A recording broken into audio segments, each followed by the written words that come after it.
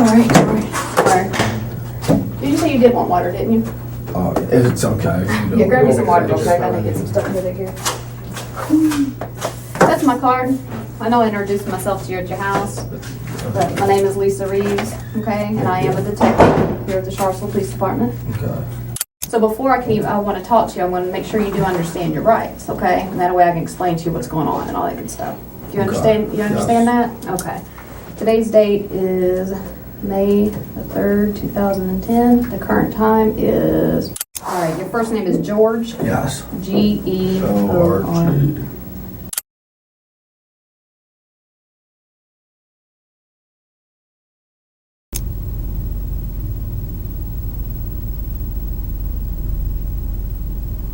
I didn't. There's no way I did, Julie. No way.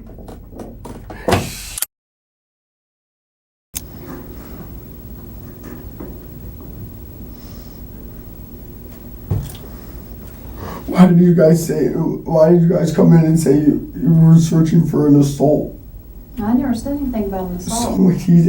Someone came in this morning. I never mentioned to you anything, just told you we're investigating something. Wanted to know. Investigating Do you want me to call anybody for you, George?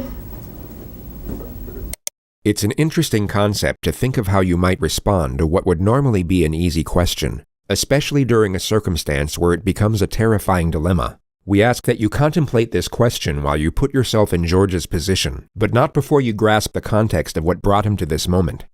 It begins with 22-year-old sports scholar Yeardley Love, a star lacrosse player at the University of Virginia. She is captured in this photograph playing in the second-to-last game of the season, clearly aware of the obstacles that lie in front of her, yet continuing to move forward, which is the circumstantial detail that turned this picture into a symbol for the globally recognized organization that would be founded in her memory. This would be the last photograph taken that day, capturing Yeardley's last embrace with her head coach Julie Myers. Both were unaware this exact moment would soon be on the national front pages.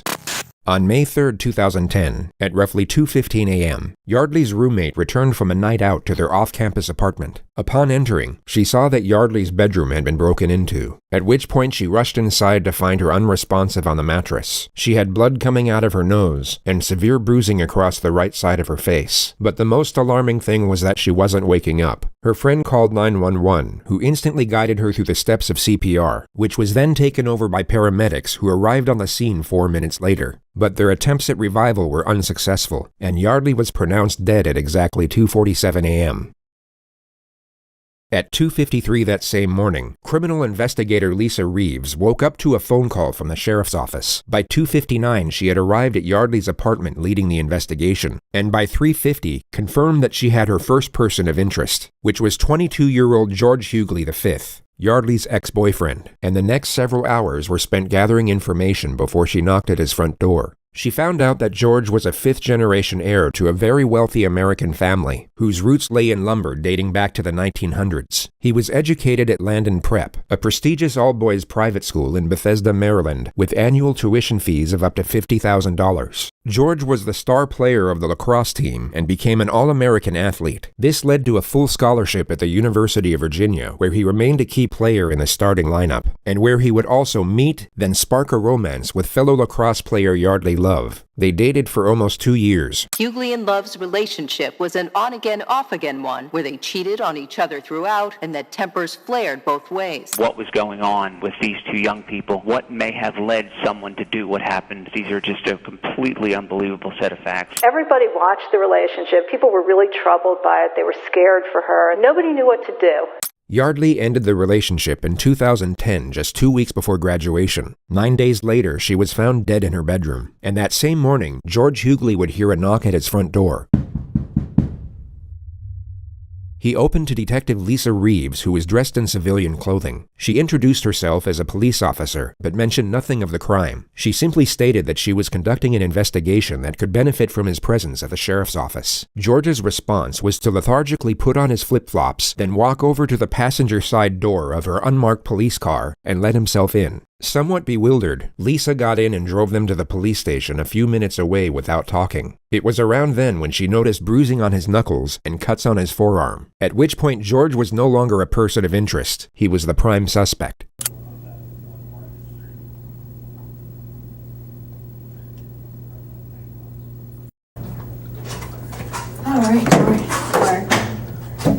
you did want water, didn't you? I know I introduced myself to you at your house, but my name is Lisa Reeves.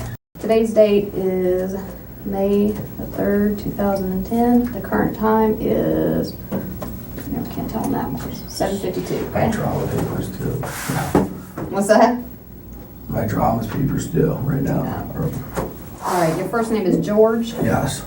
Right away, you'll come to notice that George is oblivious to the gravity of his situation, and it would be very safe to assume that he at this moment is unaware that Yeardley has died. He seems to believe that he's in as much trouble as he would be sitting in a principal's office, perhaps for getting in a fight at class or on the lacrosse field, and the sooner he provides a sanitized version of the truth, the sooner he'll get to go home. This, of course, ties in perfectly with the interrogator's opening strategy, which we've labeled warmth for the sake of this video. She will downplay the severity of his situation to a considerable degree, while maintaining a friendly temperament with a sympathetic undertone. She needs the suspect to feel safe and secure for the time being, as the less cautious he is, the more information he's likely to give away. Then as soon as he locks himself into one particular storyline, the pressure can commence, which often leads to a suspect being laden with panic and contradictions. Before we ask you any questions, you must understand your rights. You have the right to remain silent. Anything you say can be used against you in court. You have the right to talk to a lawyer before questioning and have one present during questioning.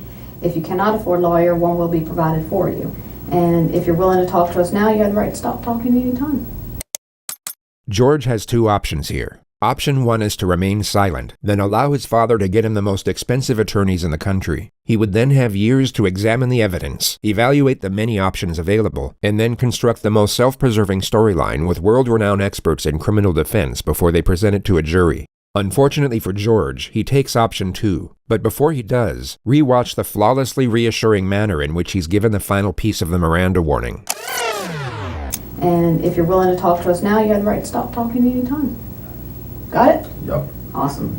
Just need your signature there that you understand your rights and are willing to talk to us. And the time now is 7:53. All right. Let's kind of start. I'm going to kind of ask you some questions, and like I said, we'll explain things a little bit later. Tell me about your day yesterday. Played golf with our parents. It was a father-son. Good event. I went to dinner with my dad and my two buddies, and then went home, went to the bar for like a little while. Then I went over to talk to Yeardley. And Who's Yeardley? Yeardley is my former girlfriend, Okay. which this whole thing's about, which I understand, but George has now initiated the investigative subject matter himself. It's the perfect opening scenario for the interrogator because she's given nothing away, making it more likely for him to reveal details that will contradict the evidence. when I went over to talk to Yeardley, I was like, Yeardley, and she was like already totally freaked out because of what she did this past a few days ago, and we haven't talked since, and I was just going to go talk to her. Mm-hmm. Yardley slept with another lacrosse player from North Carolina the week before, which is what he just referred to. And she was already freaking out. You can't come in, you can't come in. And I was like, I'm just trying to talk to you. The investigation team obviously had no way of knowing this, and George has now confessed to the crime of second-degree trespass. More importantly, however, he's just confessed to initiating the supposed confrontation. He now can't say that he was somehow tricked or misled into that situation. He knowingly stepped into it, and the critical fact he can actually recognize and remember this will be used against him repeatedly in the future. And she started being getting all really defensive. She was already on the defensive edge, and I was like, listen, I'm not here to I'm just here to talk to you. And she got all sat up, her bed's against the wall, if it was in this corner, she was up against the wall, and I was we were sitting there talking, and she started being getting all aggressive after this, and so I was like, all right, chill out, and shook her a little bit. So just to recount what George said over the last 47 seconds, Yeardley was defensive. While being in a defensive state, she backed up against the wall. She then became aggressive. George's response to this supposed aggression was to initiate physical contact.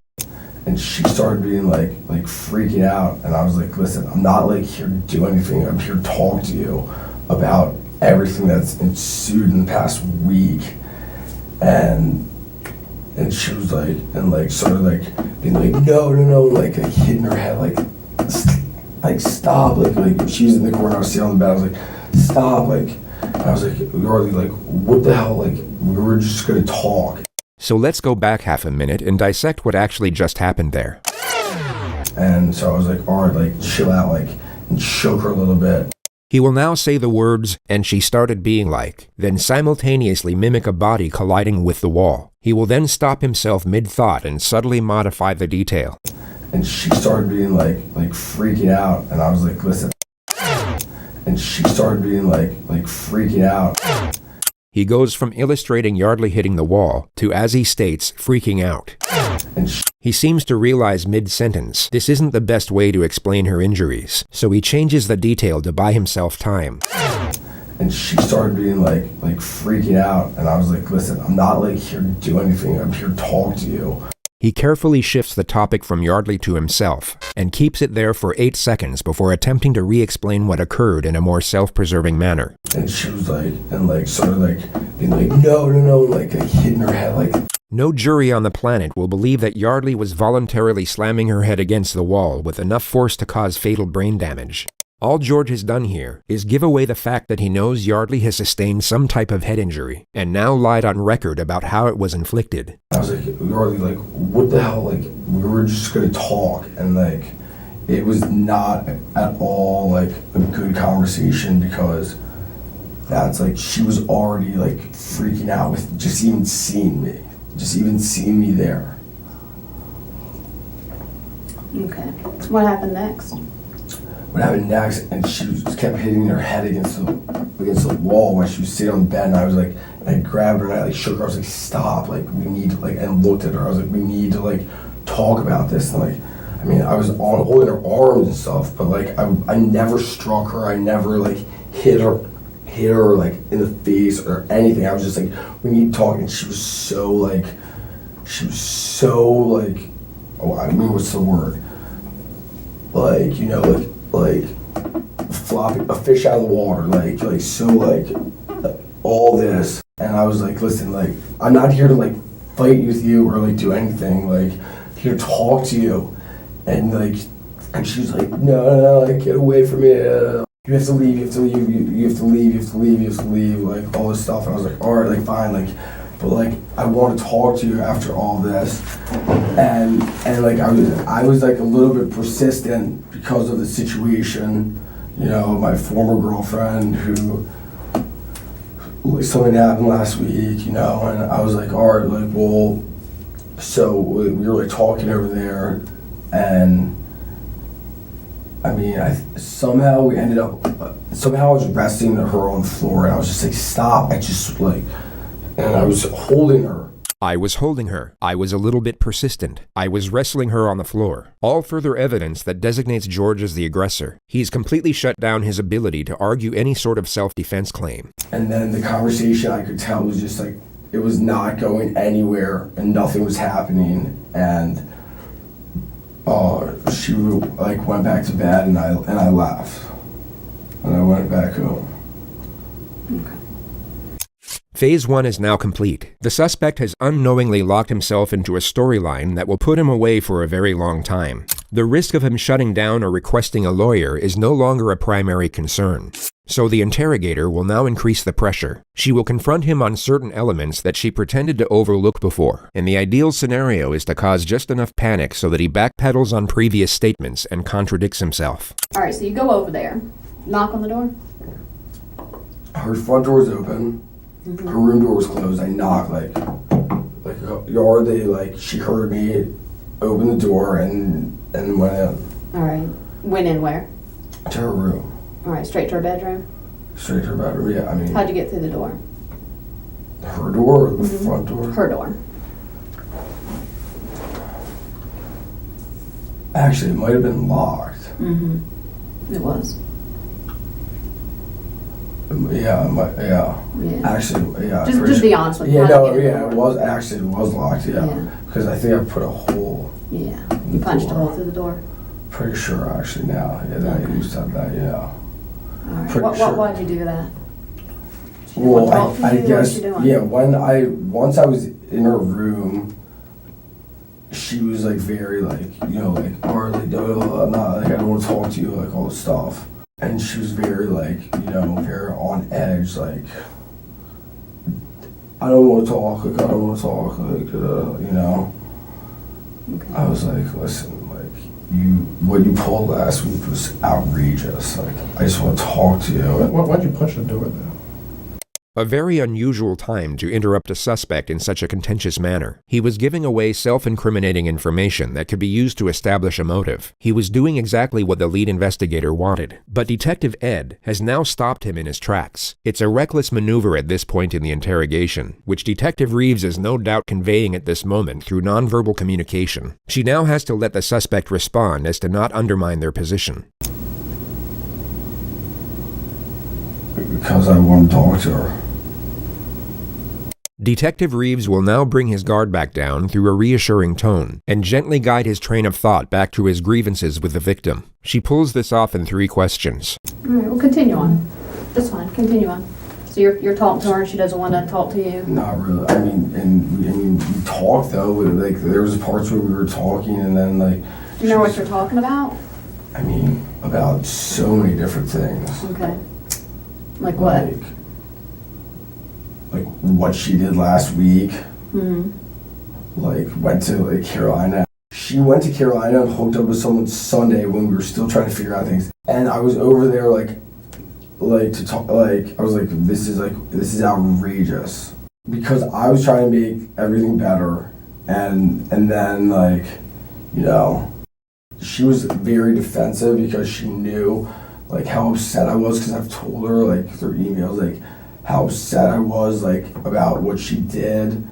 And so I was like, and I sat on the edge of her bed, I was like, listen, like I want to talk to you, like what you did was bullshit, like that's not like okay. And I was just like, and she's like not like you know, she's like you know, sort of pushing everything that she did to the back burner, and like talking about like you know, like trying to like put everything that she did like wasn't important.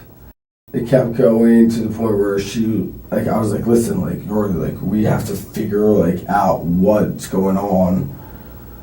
And she was like, I'm not talking to you. And then she like pushed me, like, get out of here, like go. And I was like, no. And like I was like, be like, we have to talk, like, so like get like. When you're doing that, what are you holding on her? On her arms. On her arms, like maybe up here. Like shoulders, yeah. Shoulders. Like be like come on, like, you know. And that's when she was like wiggle and like be like get away, and like, you know, like hide get in the corner, like really like aggressive, like defensively almost. And then she ended. I think she was back in bed, and I left. I was like, this is not going anywhere. How'd she get back in bed? We were like wrestling, and we stood up, and I tossed her, I pushed her onto the bed. I was like, go to bed, like, I'll talk to you later. Did you touch her neck area at all? Did you choke her at one point? I may have grabbed her a little bit by the neck when we were like, but I never like strangled her. Okay.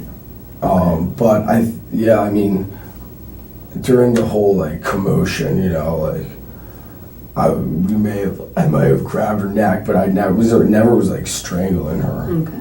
More detail that was unknown to the investigation. The fact that he grabbed her neck can now be used as evidence. It paints a more frightening picture of the incident with relation to the suspect's aggression toward the victim. This was an extremely damaging revelation for George's defense. The discussion moves to the moment he left, and George admits that he took Yeardley's laptop. Why'd you grab her laptop? Because I was so pissed that she wouldn't talk to me. I was like, I don't know. I like took it almost as like collateral, I guess. I don't know. It's not reasonable logic, but Right. Okay. I don't know. Did you take anything else besides No, your laptop? Nothing? No. Okay. I mean, All right. So when you left out of there, I mean, you saw that she was bleeding on her nose. She's now about to ask a question with the same implication for a second time. Notice what occurred the first time. Did you go back and check on her at any point? no, I did not. Okay. Did you try to call rescue or anything to make sure she was all right? No, I did not. No. Why?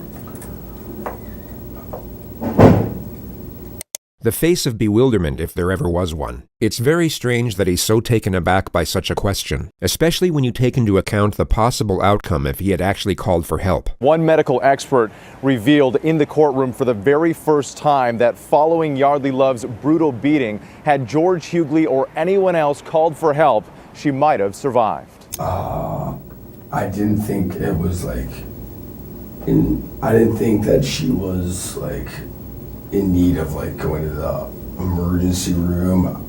She just got, I mean, like, What do you think that? I don't know. I mean, I don't, Didn't you say when you were, and correct me if I'm wrong, when you were shaking her, her head was hitting the wall?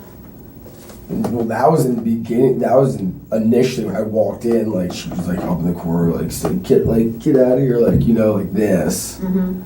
Like, At any time when you were shaking her, did her head bang the wall? Put yourself in George's position and imagine Yeardley had in fact self-inflicted her injuries. You would perhaps say something along the lines of, absolutely not.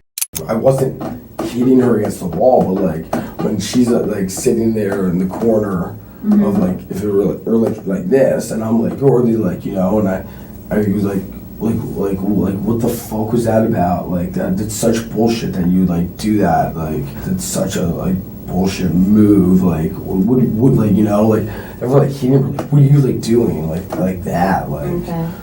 She has a pretty good knot on her head. That's why I'm asking how you can explain how that would have happened.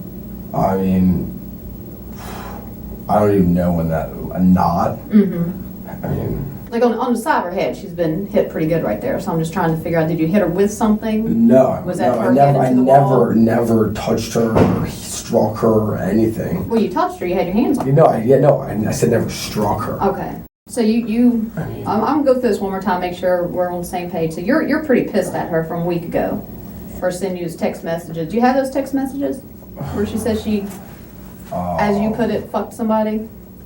I actually might have those. Yeah. All right, you got your phone with you? Yeah. And let's pull it out and scroll through it. Let's see if we can see those. The next moment is fascinating because it symbolizes how drastically George's life is about to change. The interrogator will invade his personal space to make sure he's not deleting anything from his phone. Soon after that, she will take the phone out of his hand and place it on the table. Actions that would be completely unacceptable in almost any other circumstance.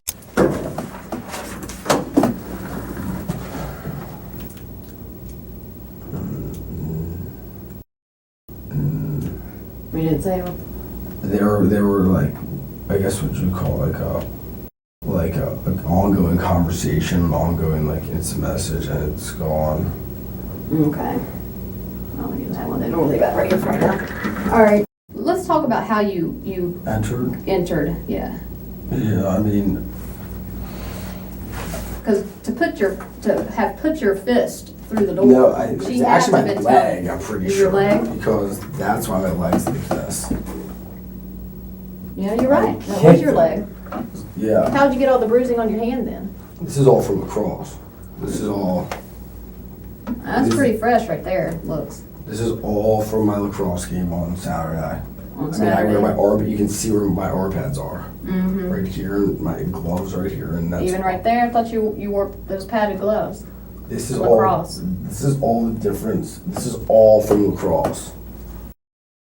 Okay. And I got whacked here. I remember 100% got whacked during the game when I was trying to kill the clock. Mm-hmm. When you had her and you're shaking her, did she scratch you anywhere? No. No. No. She's a little girl. She's tiny. Yeah, she did not. No, she didn't. She didn't She didn't try scratch to me. hit you or anything like that. No. Okay. So you kick in the door. Yeah, Go in. that's how I entered. Yeah. Okay. And then I stuck my hand through and unlocked it, and went in there, and Okay. Everything else I told you. The detectives leave the room for roughly 3 minutes. When they return, it appears Ed is given the chance to lead with a few of his own questions. I know we touched about what happened last night, but set it up for me, lead it up to me a little bit here. Why did you guys break up exactly? Why? Why? Yeah. Well, we are not from the same area. Right. And she wants to move to New York, and I'm not exactly sure what I'm doing yet, but I'd like to move to San Francisco. Why'd you take her computer? I don't know. I have no idea. There's maybe because there's evidence on the computer, emails that you sent? No, there's no. I mean, you can read all the emails and everything back and forth. Detective Ed now asks George if he held Yeardley down on the bed. He's trying to subtly set the grounds for an argument of smothering, which isn't a terrible idea, but would be disproven by the autopsy regardless. No.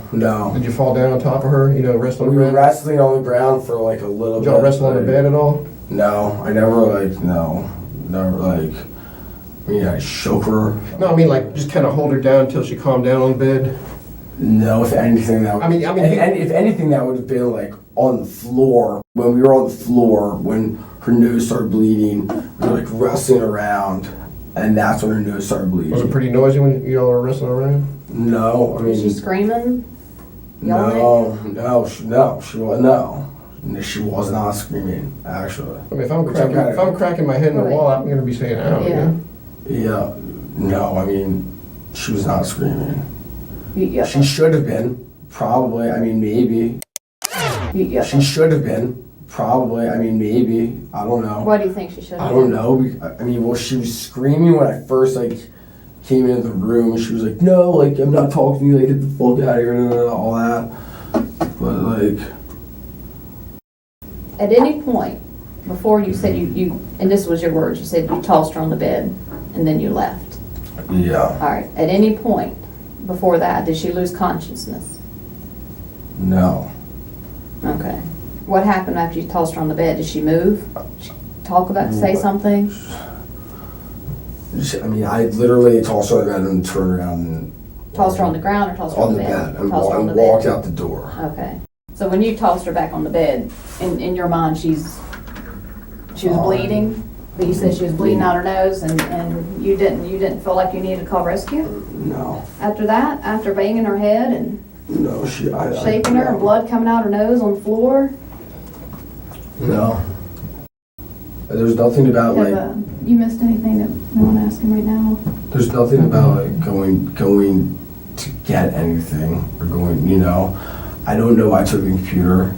George rambles about why there was no reason for taking the laptop for another 20 seconds, during which time Detective Reeves decides that enough information has been attained. Phase 2 is now complete, and the fate of Yeardley is about to be revealed. These moments in interrogations are considered important for the purpose of gauging a suspect's response. It's believed that a sharp and sudden revelation can make it difficult to fabricate emotion. So in theory, this will cause a suspect to provide either a genuine response or a relatively obvious disingenuous response, which often comes in the pretense of shock or remorse. I mean, I guess that's where my logic was at, but which is... Well, I have to tell you something. I think I know why you took the computer. In the midst of what would have been a flawlessly executed moment, Detective Ed jumps back into the laptop mystery. The suspect has essentially confessed to murder. This really wasn't the time for regurgitated conjecture over a petty theft misdemeanor, which Ed was clearly being advised of once again through nonverbal communication. Why do you think? You all right? Go ahead. No? Yeah. She's dead. You killed her, George. You killed her. She's dead? I think you knew that already. No, I did not. In our opinion, George is being truthful here, and we believe the interrogator feels the same way in this moment. She's dead? How the fuck is she dead? Because you killed her, George. How the fuck is she dead? Because you killed her. George appears to be going through a delayed response. It's so foreign a revelation that it's yet to sink in. Once the shock settles, he refuses to accept it, and this denial appears to be a momentary coping mechanism before the reality of the situation truly hits him, which will happen at this time in the footage.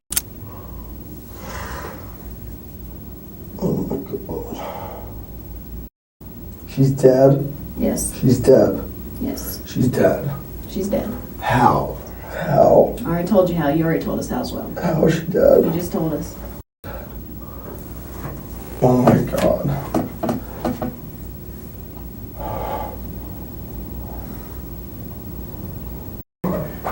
You went in there to talk with her, but it got out of control, right, George? The detectives will now add further pressure to keep him talking. Suspects will often divulge information in these moments in the panicked attempt to save themselves, and in doing so can shut down a more credible storyline they haven't thought up yet. The alcohol got a hold of you. You kicked in her door. She started to fight with you. You punched her in the head, or you cracked. She's not dead. You cracked She's her not head. dead. You She's cracked her not head in dead. the window or in the wall. not dead. She is. She's not dead. I ain't BSing you right now. It's serious. I want to see her. She's George, not look dead. at me. George. She is dead. You were not here to dance with us. You're here because she's dead. The alcohol. I don't believe it. I don't believe it. It's true. Dude, I didn't. I don't believe that she's dead. How did you? I don't believe that she's dead. I don't believe that she's dead. Did you punch her? Did you hit her? How? There's no way she's dead. She's not dead. I didn't. I never did anything. I did not. All right, let's calm down. I did not like hurt her. Like she's not dead. Let him calm down. Just out of protocol, what we gotta do is stand up for me, George. Go ahead, put your hands behind your back for me. Turn around. Relax. It's all right. Relax. You'll be alright. Tell me she's not dead. Tell me she's not dead though, please. Will you tell me she's not dead? Relax. Please, will you tell me You she's know what? not I wish dead? I could tell you that, George. 22-year-old. 22. And her life is done. She's not. I did not do anything like that. Oh my God. There's no way. There's no way. There's no way. I do not believe it. I do not believe it. There's no way. There's no way she could be dead. It's her. Either the head trauma or asphyxiation. There was no asphyxiation. Okay. Oh my God. Oh my God. Oh my God. Oh my God. What was she doing the last time you saw her? She was like standing up with me. She was standing up with me. She was standing up with me, looking at me. Was she standing or you were holding her? She was standing up, looking at me. Okay. She's not dead. I know she's not dead. I know 100,000,000% she's not dead. I did. She cannot be dead. I know it got out of hand, George. No, it didn't. And she's like, no, like, get away from me. You have to leave, you have to leave. I was like a little bit persistent. I Was she mean, screaming? she should have been. I didn't kill her and leave. I didn't just, oh my God.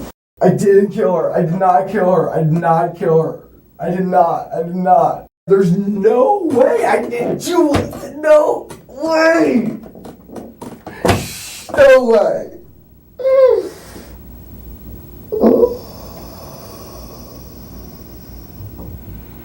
I want a lawyer. I don't believe this. I don't believe this. What? There's no way. There's no way. There's no fucking way. So, should I talk to someone? Who do you want to talk to? Anyone. A lawyer. One will get appointed to you. Okay, what do I do now? Go to jail? Yeah. All right, George, right now, I know you no longer want to talk to us. That's fine. I'm just letting you know something. We're working on a search warrant right now. And what it is we're going to have to collect some stuff from you, like what's called a buccal swab. Okay?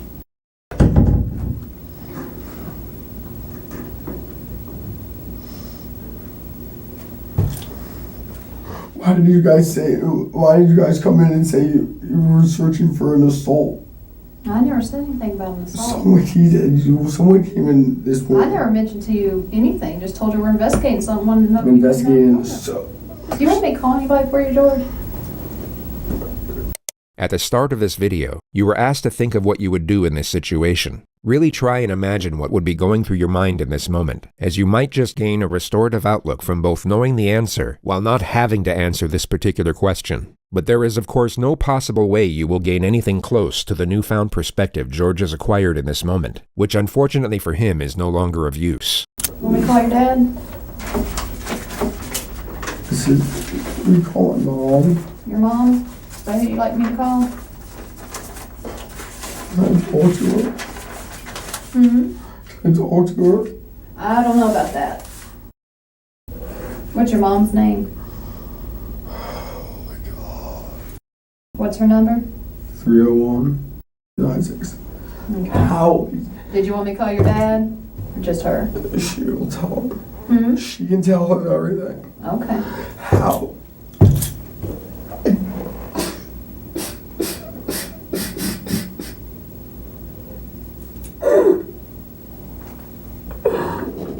I don't believe it. There's no way she's gonna be dead. There's no way. Calm down. There's no way. There's no way. There's no.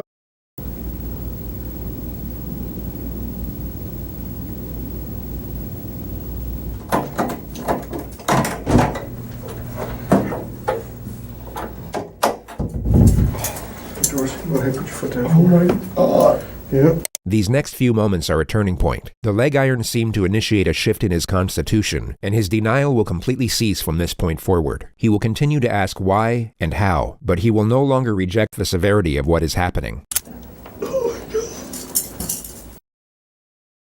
Oh my God.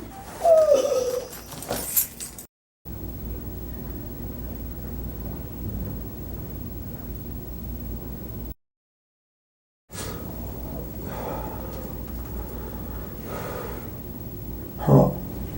Heck of a day, bud. Fellas, how are you this morning?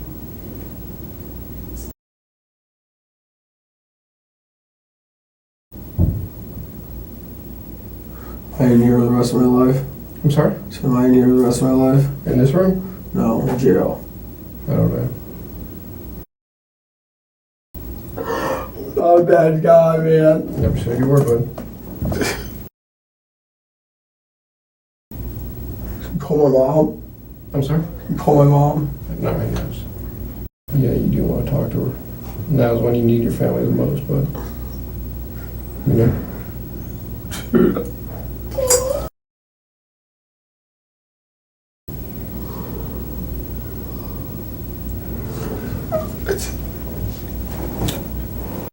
I didn't even.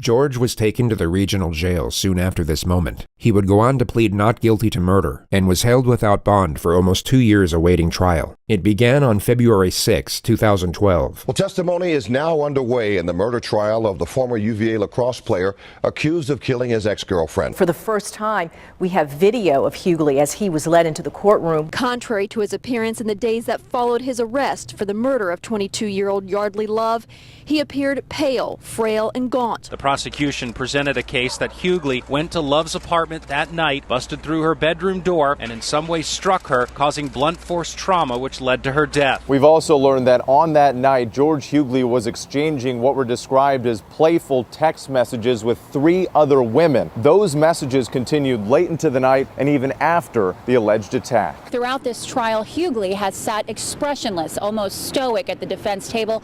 All of that changed today as this police interview was airing. Yeardley began crying, was often pinching the bridge of his nose with his hands and looking down as he listened to the sound of his own hysterical voice. I did not kill her. I did not kill her. I did not. In court Tuesday, Yeardley's defense faced an uphill climb. The most riveting testimony came from former UNC lacrosse player Michael Burns, who testified that one time while visiting UVA, he heard some yelling for help from Yeardley's apartment. When he opened the door, he said he found Yeardley with his arm wrapped around Love's Love's neck, choking her. Hughley then let her go, and she ran out of the room, crying. A variety of medical experts took the stand this Wednesday, and they all seemed to agree that Love's death was the result of blunt force trauma to the head. This was followed by highly distressing witness testimony from Yeardley's neighbors. The noise was so loud, this was such a violent death that they heard it downstairs, two separate witnesses, and it sounded like a stereo crashing to the ground. And it certainly didn't help that the jury knew that she was alive for 2 hours before she died, indicating that if George Hughley had come to his senses, he could have gone back there, called 911, and possibly saved her life. Still, the driving argument for the defense is that George Hughley never intended to kill. They say this was all a tragic accident, that he does not deserve a life sentence, but instead a lesser charge and a second chance. Guilty of second-degree murder, and you will hear the sentence momentarily. A 26-year prison term came down. George Hughley was brought to court to hear his lawyers plead for the judge to cut in half the 26-year sentence recommended by the jury. Judge Edward Hogshire did trim it back, but by just 3 years. The jury in this case recommended 26 years. The judge changed it to 23, probably a small difference, but why would he do that? It's surprising, isn't it, considering this is a woman who was beaten to death in her own bed. We think that George was convicted of a crime inconsistent with the facts, and he received a penalty inconsistent with what the evidence would require. There are no winners in this case. With credit for the time that George Hughley has already served in jail, and if he gets time off for good behavior, he could be out in 18 years. And the family for Yeardley Love has put out this statement saying, "We find no joy in other sorrow. We are relieved to put this chapter behind us." As for George, he was incarcerated at the maximum security Augusta Correctional Center for 10 years, and has since been transferred to a prison work camp in Richmond, where he's expected to serve out the rest of his sentence. The present consensus in the media is that George had no intention of killing Yeardley, but that his 23-year sentence is still appropriate, if not lenient, and that him being drunk to any degree at the time of the murder is not an excuse, nor does it lessen the culpability of his actions to any extent. He'll be released at the age of 45, meaning he will have the second chance at life Yeardley was never afforded. You can decide for yourself whether he deserves it or not. A comforting prospect to this tragedy is the nonprofit organization that arose from it. The One Love Foundation carries extremely important messages, both on social psychology and preventative education. Their website will be linked in the description of this video.